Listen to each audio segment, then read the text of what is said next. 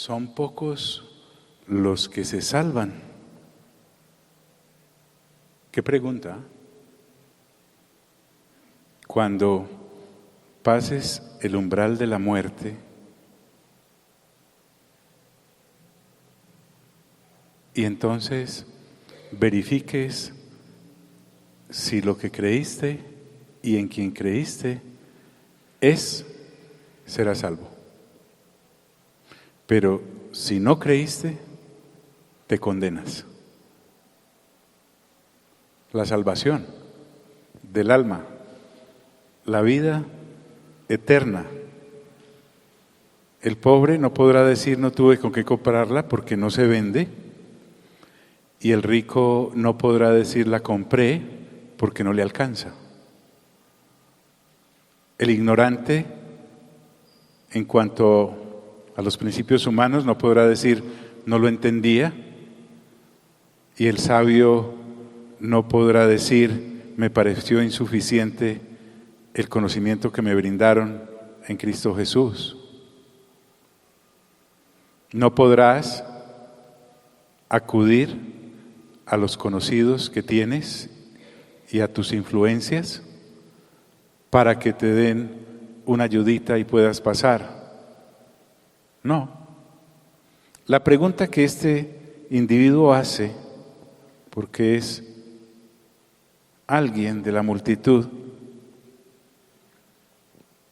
que constantemente le seguía, como decíamos, le hace la pregunta a la persona correcta y además hace la pregunta correcta.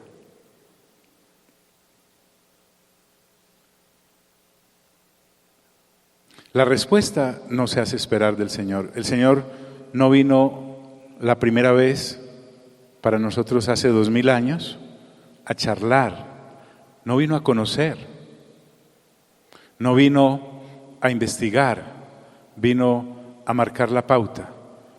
Debió haber sido interesante ver la expresión del rostro del Señor cuando esa persona le hace esa pregunta. Entre estas multitudes hubo uno por allá que le dijo: dile a mi hermano que parta conmigo la herencia. Otros, por Belcebú, echas fuera los demonios. Pero este le pegó. ¿Son pocos los que se salvan? ¿Son pocos los que se salvan? La pregunta es, ¿estaré entre los que se salvan? ¿Cómo es eso? ¿Será para muchos? ¿Será para pocos? Y ante esa inquietud, el Señor se despacha. Esforzaos a entrar por la puerta angosta. Y ya aclaramos quién es la puerta angosta. No es qué es la puerta angosta. ¿Quién es la puerta angosta? Jesús, el Hijo de Dios, es la puerta. No hay otra puerta, solo hay un mediador entre Dios y los hombres, Jesucristo, hombre. Nadie va al Padre si no es por mí, Jesucristo. El que me ha visto a mí, Jesucristo, ha visto al Padre. En esto consiste la vida eterna, en que te conozcan, Padre, y me conozcan a mí, Jesucristo, al que has enviado.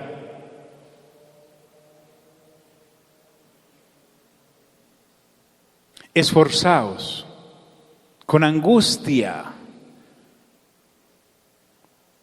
es la expresión allí. Los religiosos no pueden abrir esta puerta.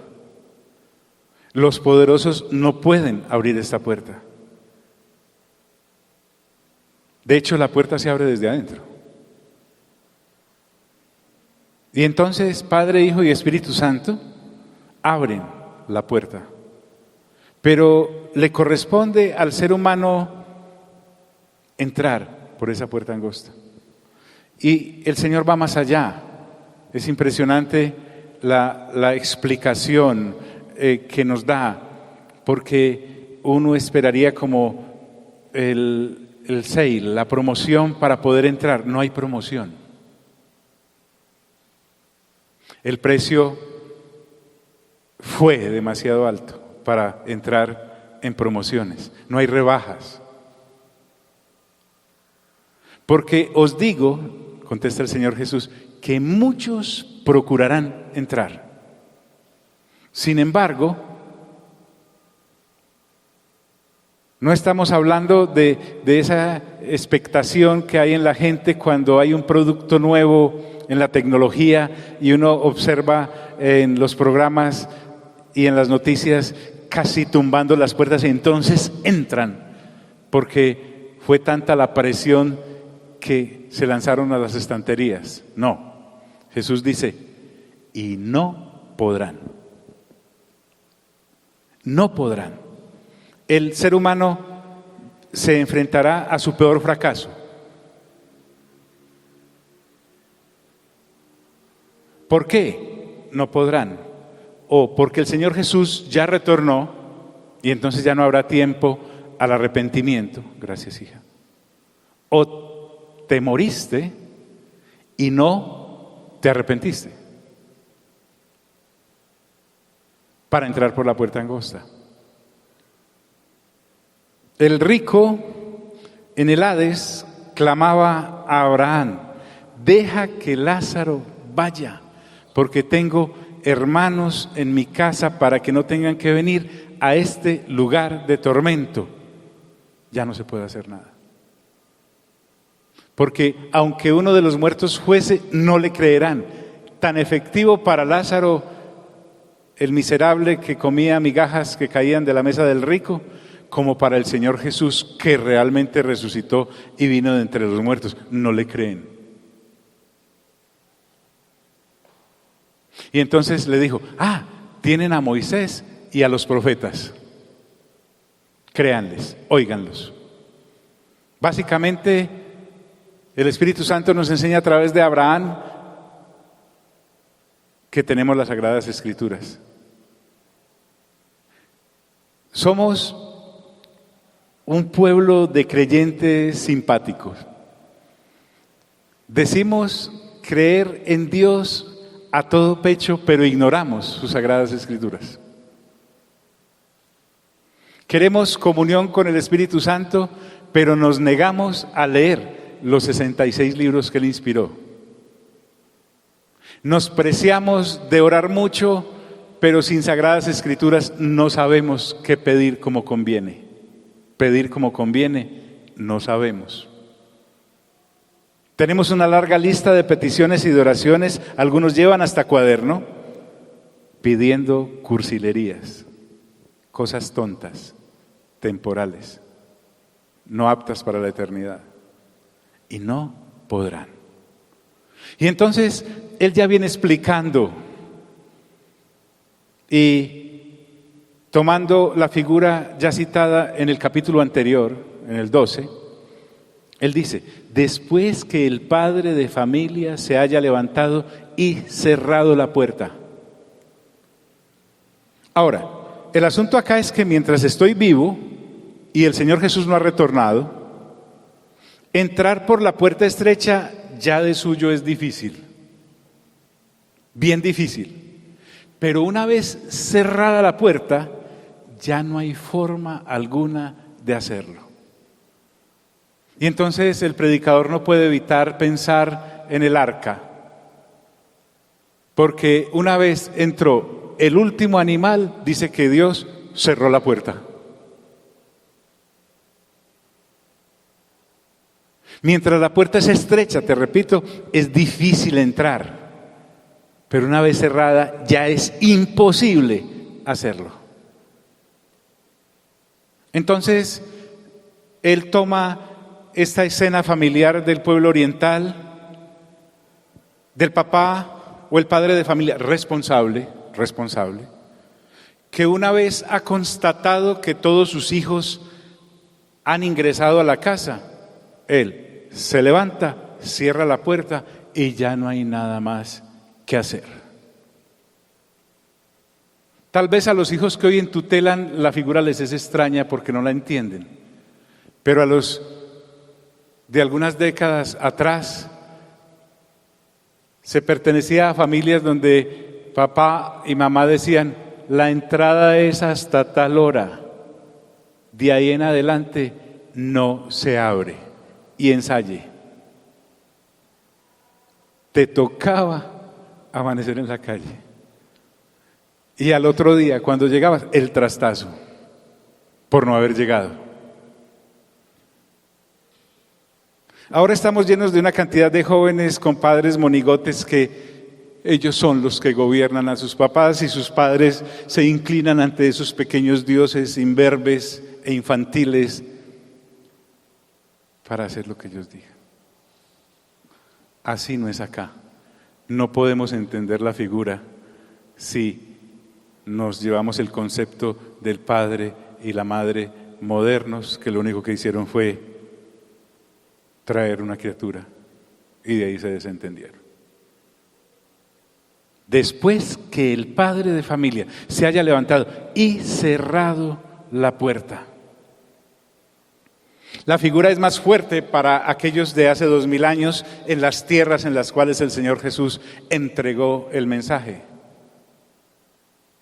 Recuerden ese otro pasaje en donde habla de un amigo que le llegó una visita y no tenía nada para ofrecerle y fue a tocar a la puerta del vecino e insistió e insistió e insistió. Es que además era muy difícil hacerle ese favor a ese amigo. Porque papá se acostaba en una esquina y mamá en otra y pasaban una frazada sobre ellos y los hijos se acostaban todos en el centro juiciositos. Levantarse era desacomodar ya a toda la gente. Ese de esa parábola se levantó porque Dios es muy grande, pero no ocurre acá. Después que el padre de familia se haya levantado y cerrado la puerta, porque mira que hay mucha gente que se va a quedar afuera, y estando fuera empecéis a llamar a la puerta, pero ya este arrepentimiento tardío no vale, no le moveremos un ápice al corazón al Padre, ya tiene adentro los que son suyos.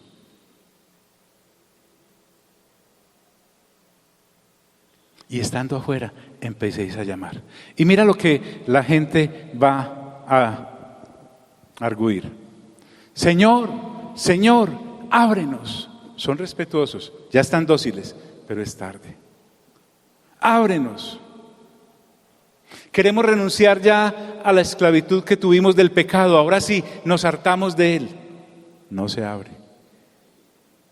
Otros jugarán con la falsa creencia de que Dios puede hacer una excepción porque como Él tiene un corazón blandito, como padre de familia, abrirá, entre pues. No es así. No es alcahueta. Señor, ábrenos. Y el que está hablando es el Señor Jesús, es Dios. La puerta es la que está hablando. Él, respondiendo, os dirá: no sé de dónde sois. Qué respuesta tan sincera. No os conozco, dice Mateo. Desde luego que el Padre Celestial sí sabe quiénes somos y en qué generación nacimos y dónde vivimos. Que nos conoce, pero lo que está diciendo es: ustedes no saben de lo que se perdieron. No se alcanzaron a imaginar siquiera lo que estaban menospreciando. Me les regalé y pensaron que era barato, que era una baratija, que era oropel, una imitación de. No sé de dónde sois, no sé. Pero como la ONG del ser humano quiere argumentar, y dicen que van a comenzar a decir, porque esta es la réplica de aquellos, escúchalo bien, que han hecho de su vida lo que les ha dado la gana en cuanto a relacionarse con Dios. ¿Saben que existe? No son de los que lo niegan, pero se relacionan con Él a su manera. Yo creo en Dios a mi manera. Todas las religiones conducen a Dios. Él me entiende. Dios es amor. Y lo confunden con un viejito bonachón que cede. Pero no. Hacemos lo que Él nos dice. Aún los que dicen creer en María no hacen lo que ella dice, porque ella dijo: hagan lo que Él les diga. Y entonces mira lo que dirán. Echan mano de la cotidianidad. Delante de ti hemos comido y bebido. Y es que si uno mira esta acción normal y rutinaria del día a día, son cosas que generalmente se hacen con personas que se conocen. ¿Con quién vas a comer? Con alguien que conoces. No estoy hablando de la relación de negocios y entonces por atender la empresa tienes que ir a... No, estamos hablando de que cuando uno va a comer, quiere comer con alguien que sea por lo menos medianamente conocido. Pero estos que seguramente comieron y estuvieron en las cenas a donde el Señor Jesús asistió y en los eventos o en las bodas a las que el Señor Jesús fue, que nunca pensaron que Él sí era la puerta,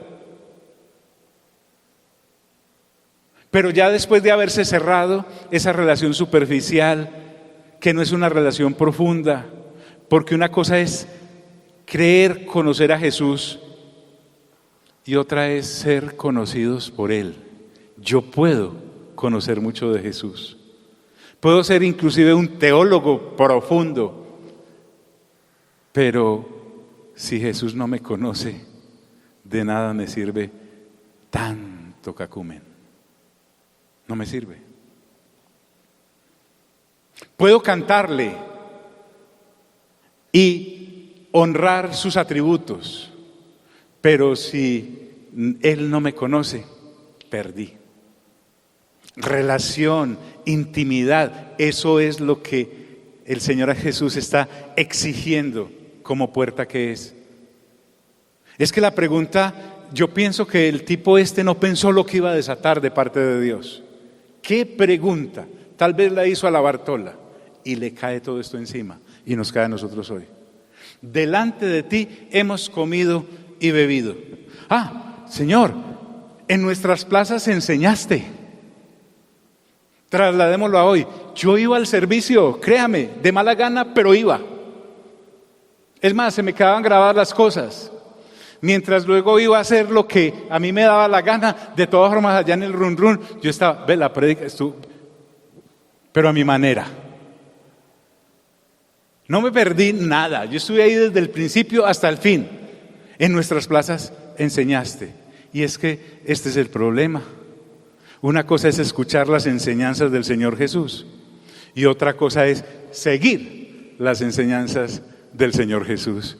Qué cosa tan diametralmente opuesta y tan cerquita a la vez. Da la impresión de un viaducto en que está separado por ese cordón y nunca van a estar juntas. Y en nuestras plazas enseñaste. Me leí los 9 capítulos diarios, Señor, que usted puso allá en la congregación local del Tesoro. No te conozco. No te conozco. Y entonces, esto es tan serio que el Señor le entrega tantas palabras a esta explicación. Pero os dirá, os digo que no sé de dónde sois. Ese pero os dirá me está hablando de una palabra profética, porque el Señor Jesús ahí estaba hablando hacia el futuro y alcanza a todas las generaciones hasta su retorno. Son una profecía para todo el que menosprecia al Señor. Esto es profundamente grave. No sé de dónde sois. Será altamente sancionado con la perdición del alma el pecado de postergar, el pecado de no interesarnos completamente por el llamado que Dios nos hace. El hecho de que Él coma, beba o enseñe no es una sugerencia de parte de Dios para que lo sigamos. No está en promoción. Es una orden perentoria para que nos salvemos. Él no es el favorecido. Es horrible, terrible. Terrible. ¿Cuántos de nuestros familiares dirán, pero yo nunca estuve con él? Falso, va a decir. Porque así como cuando en Mateo 25 dice que alguien estuvo desnudo y lo vestimos, alguien estuvo hambriento y le dimos de comer, alguien estuvo enfermo y le visitamos, alguien estuvo en la cárcel y nos identificamos con esa persona. Y entonces dirán, ¿cuándo hicimos eso, Señor? Cuando lo hiciste con uno de estos pequeños. Pensemos la cosa de otra manera. Pensemos que tú y yo somos los que estuvimos entre nuestra familia incrédula desayunando, almorzando, comiendo, yendo a sus paseos, atormentándonos, yendo todavía a sus fiestas a ver si los evangelizamos. Ese día a ellos el Señor Jesús les dirá, estuve ahí sentado con el que te burlaste todos los días en secreto con tu familia porque se habían vuelto locos por mí. Ahí estuve. No pueden sacar esa disculpa. Por eso es que tú y yo debemos entender la responsabilidad tan grande que tenemos con aquellos que nos rodean, familia, compañeros de trabajo, empleados, patronos, aún los enemigos, para que ese día no puedan decir, yo nunca comí contigo, jamás cené contigo, nunca escuché tus enseñanzas. El Señor Jesús le va a decir, espérate. Revisemos. ¿Apellido qué? Epaminondas Torrente me llamo. Bien. Ok. ¿Algún familiar entre ellos anotado en el libro de la vida? Sí, aquí está.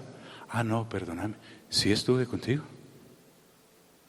Porque donde estuvo uno de estos mis pequeños, allí estuve yo. Sí, Señor, contigo. Sí escuchaste mis enseñanzas. Pero yo no sé quién eres. Y cosa tan fuerte. Esto es violento. Esto no es religión. Y sabes, avanza más allá. Y dice, apartaos de mí, todos vosotros. Es decir, por haberle menospreciado a él que es la puerta, ahora son menospreciados aquellos que menospreciaron. Pablo tiene que recordar cuando el Señor Jesús le dijo, Saulo, Saulo, ¿por qué me persigues? Él se debe haber extrañado porque dijo, no, si yo voy a perseguir a aquel que siendo judío se volvió cristiano, quiero ir a despojar de sus bienes, quiero meterlo a la cárcel, algunos los voy a matar, me deleito viéndolos como los apedreamos. Pero la voz del Señor es, ¿por qué me persigues? Y él le dice entonces, ¿quién eres, Señor? Y le dice, yo soy Jesús al que tú persigues. Ese día entonces todos aquellos que te menospreciaron por tu fe, no estoy hablando de aquellos que juegan a religión tratando de llenar su mente con conocimientos bíblicos y con cursillos estúpidos. No, estoy hablando de aquellos que realmente siguieron la fe del Señor. Y entonces tendrán que decir aquellos, sí era verdad. Sí era verdad. Apartaos de mí, todos vosotros, por haberme menospreciado. Hoy os menosprecio yo. ¿Y sabes qué les dice? Hacedores de maldad. Es que aquí no estamos hablando de los pecados vulgares y groseros. Hacedores de maldad no está hablando de la clase de pecados que tipifican la carne. No. El hacedores de maldad acá es preferir todo aquello que es temporal y darle la espalda a todo lo que es eterno. No te estoy hablando de tu bar, ni de tu cantina, ni de tus negocios perversos. Te estoy hablando de, por haber preferido lo temporal, te olvidaste de lo eterno y por eso serviste a la maldad. Porque todo lo que la caída produjo es maldad. Hacedores de maldad. Y él dice algo que a la gente no les gusta. Y aquellos que quieren locales llenos de gente al bulto, sin conversión, no hablan de esto. Jesús sí. Allí será el llanto y el crujir de dientes. Permítame ampliarlo. Es el sufrimiento de las llamas eternas. Nuevamente el Señor Jesús es claro con el destino de aquellos que no se salvan. La pregunta fue, ¿son pocos los que se salvan? Hasta acá la respuesta es sí, sí. Son muchos los que se pierden. Porque es que la otra puerta es ancha. No tiene ninguna exigencia. La puerta ancha no exige absolutamente nada. No sabe el precio de un alma. Andas rodeados de amigos y de amigas que no valoran su alma, te decía la vez pasada. Es gente que come, bebe y se regocija y se apacienta para ese día final por la puerta ancha.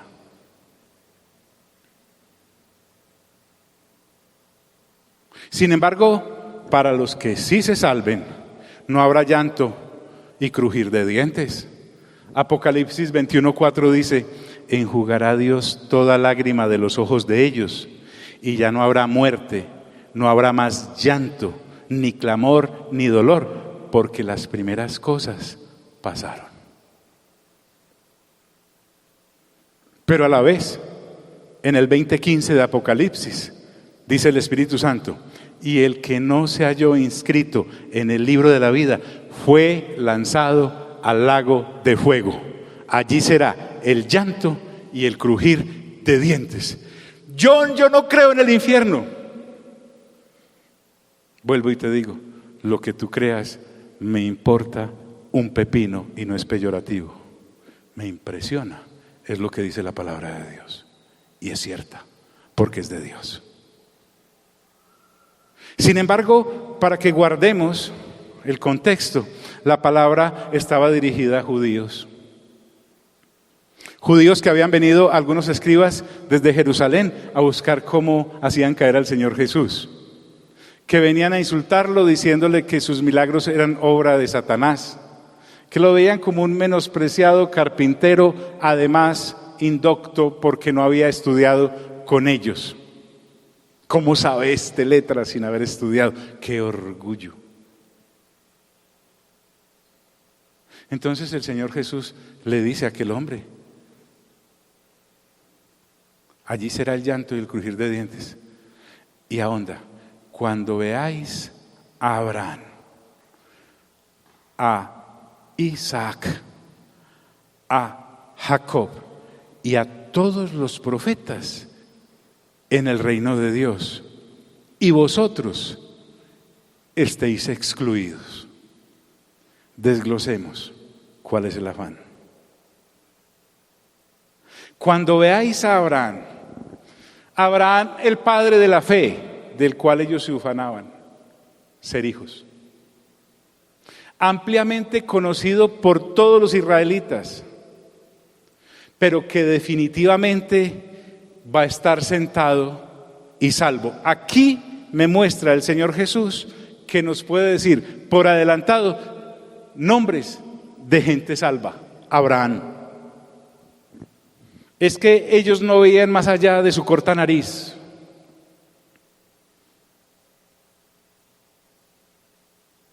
Él les dice en un altercado que tiene con ellos en el Evangelio de Juan: su antepasado Abraham se alegró mucho de que iba a poder ver el día en que yo viniera.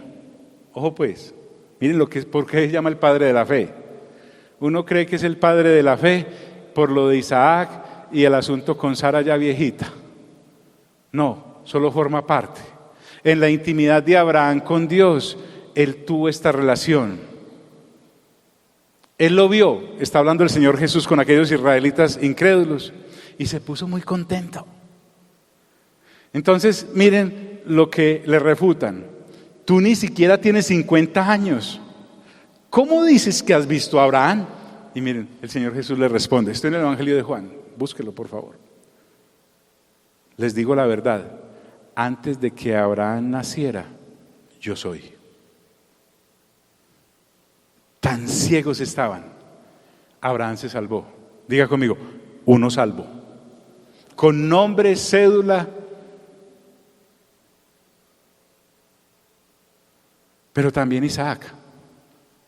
A Isaac, el patriarca a través del cual siguió la descendencia del Mesías, dice Pablo en Gálatas. Pero también me habla de que se salvó Jacob, porque el Señor Jesús no está charlando ni está mintiendo. El generador de las 12 tribus de Israel. Usted y yo a Jacob no le hubiéramos confiado absolutamente en nada. Dios sí. Según Apocalipsis 7, del 5 al 9, para que usemos el orden que allí se dice.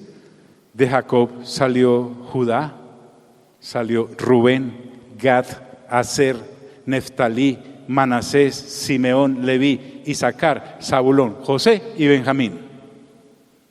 Y una niña, Dina, violada.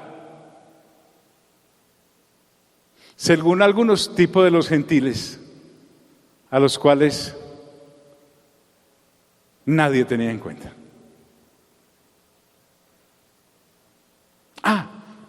¿A quiénes vamos a ver en el reino sentados? A Abraham, a Isaac y a Jacob.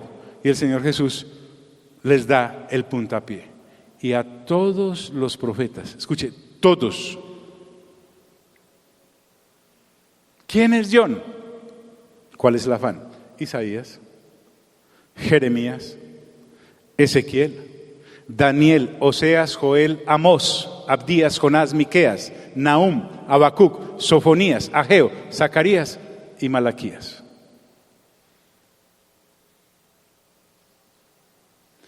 ¿Cuántos? Todos. Allá los van a ver. ¿Son pocos los que se salvan? Sí, pocos. Comparado con los muchos que se deberían salvar, pero no.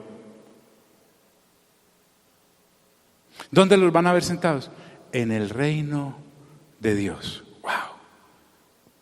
Definitivamente, el Dios del reino es Jesús, el Hijo de Dios. Les dije que el Evangelio de Lucas se empinaba a partir del capítulo 12.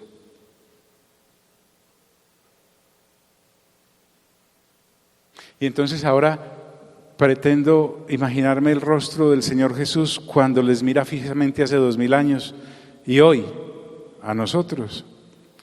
Y les dice, y vosotros estéis excluidos. Qué paradoja tan cruel. Porque como si fuera poco, y vuelvo y te digo, para sentir lo que aquel público debe haber sentido, tenemos que meternos en sus zapatos, en sus sandalias. Les da la estocada final. Porque, bien, listo, no entro yo, pero bueno, menos mal se salvó Abraham, Isaac, Jacob, y todos los profetas, y yo no. Pero es que esto es muy duro, porque dice, porque vendrán del oriente, o sea, las naciones gentiles, no los israelitas, de pura cepa. Y dice, y del occidente, más naciones gentiles, y del norte, más naciones gentiles. Y esto es supremamente doloroso porque del norte de los israelitas era la gran mayoría de sus enemigos. Y del sur, ¿cómo así? También los egipcios. Sí. Y dice Dios, y se sentarán a la mesa del reino de Dios. ¿Y sabes por qué? Ya lo dijimos, por ser conocidos de Jesús y por conocer a Jesús. Usted y yo, esta gente, que hizo la pregunta y los de esa generación, tendrán que vernos sentados a la mesa, codeándonos con Abraham, Isaac. Porque es que la lista es tan inagotable que allá en Apocalipsis dice, y los que estén inscritos en el libro de la vida. La lista es enorme, porque están anotados desde antes de la fundación del mundo. Maravilloso. ¿A usted no le parece espectacular que sin estarle buscando le hallamos? Qué gente tan supremamente sencilla. Nosotros somos más sencillos que la sencillez, más ordinarios que la misma ordinariez. Y estemos anotados en el libro de la vida, al lado de Abraham, Isaac y Jacob. Su nombre, suyo.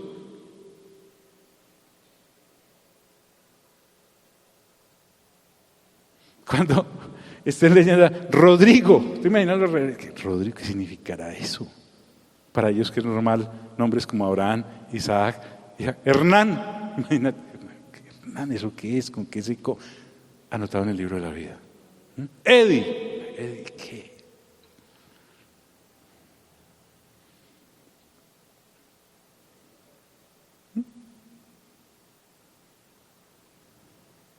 Y el Señor termina, y aquí hay postreros que serán primeros. Los gentiles, nos adelantaremos a muchos judíos. Y dice, y primeros que serán postreros.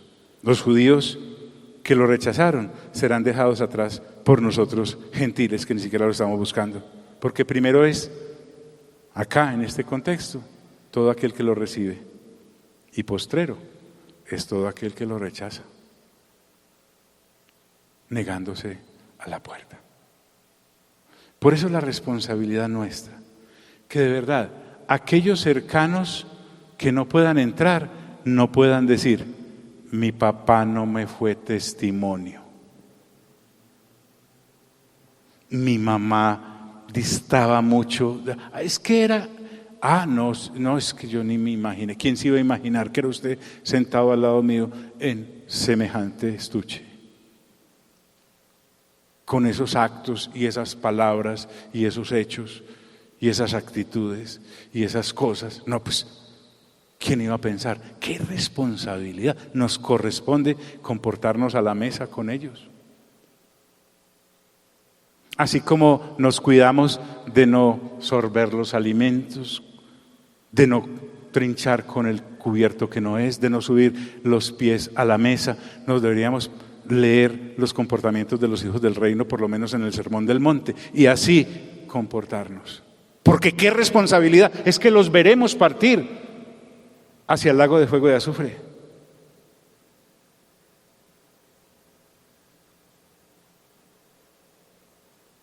A mí me parece esto extremadamente violento. Qué desgaste es entrar a las Sagradas Escrituras para buscar qué traerte y encontrarse uno con esta clase de platos. Pero va a leer, por favor. Y alguien le dijo, Señor, son pocos los que se salvan. Y Él les dijo, esforzaos a entrar por la puerta angosta, porque os digo que muchos procurarán entrar y no podrán. Después que el padre de familia se haya levantado y cerrado la puerta, y estando fuera, empecéis a llamar a la puerta diciendo, Señor, Señor, ábrenos. Él respondiendo os dirá, no sé de dónde sois. Entonces comenzaréis a decir, delante de ti hemos comido y bebido, y en nuestras plazas enseñaste.